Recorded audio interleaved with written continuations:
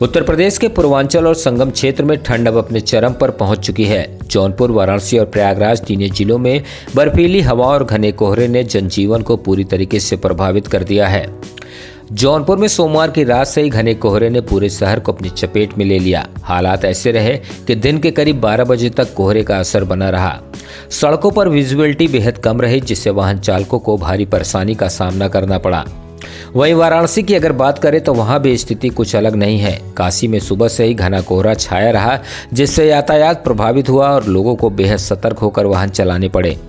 प्रयागराज में ठंड और कोहरे का असर कल की तुलना में कहीं ज्यादा देखने को मिला। संगम क्षेत्र समेत कई इलाकों में विजिबिलिटी लगभग शून्य के बराबर रही, जिसके चलते वाहनों की रफ्तार थम सी गई है। ठंड से बचने के लिए लोग अलाव का सहारा ले रहे हैं और गर्म कपड़े पहनकर ही घर से बाहर निकल रहे हैं। रोजमर्रा की काम करने वाले लोगों का कहना है कि ठंड इतनी ज्यादा है कि हाथ पैर सुन्न हो जा रहे हैं। वहीं घने कोहरे के कारण सामने से आ रहे वाहनों की गति का अंदाजा लगाना भी मुश्किल हो जाता है, जिससे डर का माहौल बना रहता है।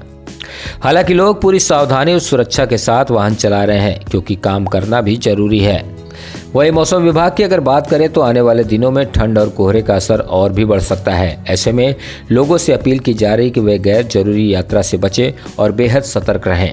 सर, आज बहुत ज़्यादा ठंड है और इस मौसम का दूसरी बार कोहरा बहुत ज़्यादा पड़ा है, जैसा कि गाड़ी चलाने में बहुत दिक्कतों का सामना करना पड़ रहा है और बहुत धीमे धीमे जा रहे हैं। विजुअलिटी भी बहुत कम है, कुछ दिख नहीं रहा है, इतना कोहरा है। सामने से लगता है कोई गाड़ी आ रही है, लेकिन कितनी तेज़ी में आ रही है, इसलिए थोड़ा डर भी बना रहता है कि गाड़ी चलाते समय कोई दुर्घटना ना हो जाए। बहुत दिक्कतें हो रही हैं कोहरे के चलते। ठंड भी बहुत ज़्यादा है कि बिना ग्लव्स का आप गाड़ी नहीं चला सकते। राहुल यादव, प्रयागराज।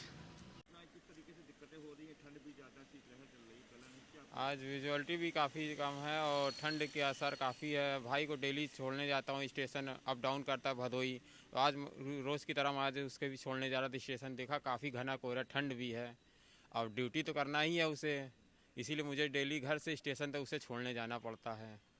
अभी शीतलहर तो रहेगी ही फिलहाल अभी काफ़ी दिन तक, और उसको ड्यूटी भी करनी ही है।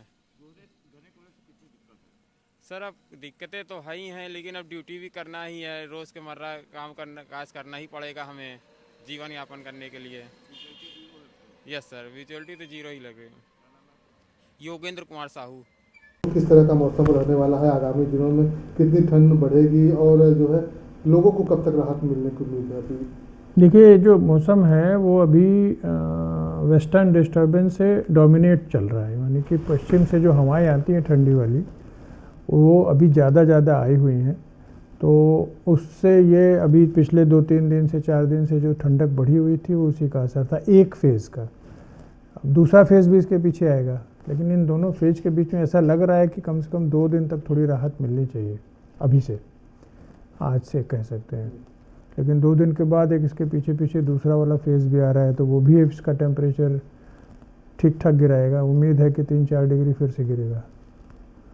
तो अभी जो नियर फ्यूचर दिख रहा है वैसे ही उतार चढ़ाव का समय है, चलता रहेगा। वैसे भी पूरी तरह से ठंडक का मौसम है, तो ठंडक तो मिलनी चाहिए। ठंड जो पड़ती है, जो कपकपाती ठंड पड़ती है, एक कब का अनुमान है, कब तक होने का अनुमान है?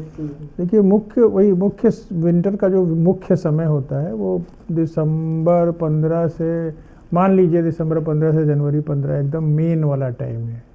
थोड़ा इधर थोड़ा उधर चलता है, लेकिन इस बीच में तो आदमी को एक्सपेक्ट किया जा सकता है कि इस तरीके का मौसम चलता रहेगा। यानी कि अभी तो शुरू हुआ है, अभी 10-15-20 दिन का और सहेगा ऊपर नीचे करते हुए। टेम्परेचर और डाउन होगा और अभी तुरंत डाउन होना तो नहीं बोलेंगे, लेकिन ये हर फेज़ इसका अपने आप में एक टेम्परेचर डाउन करता है। तो किस तरीके की स्थिति बन रही है ये फ्यूचर बताएगा, लेकिन अभी नियर फ्यूचर में ऐसा लग रहा है कि 2 दिन थोड़ी सी राहत है, उसके बाद ये फिर से टेम्परेचर डाउन होगा।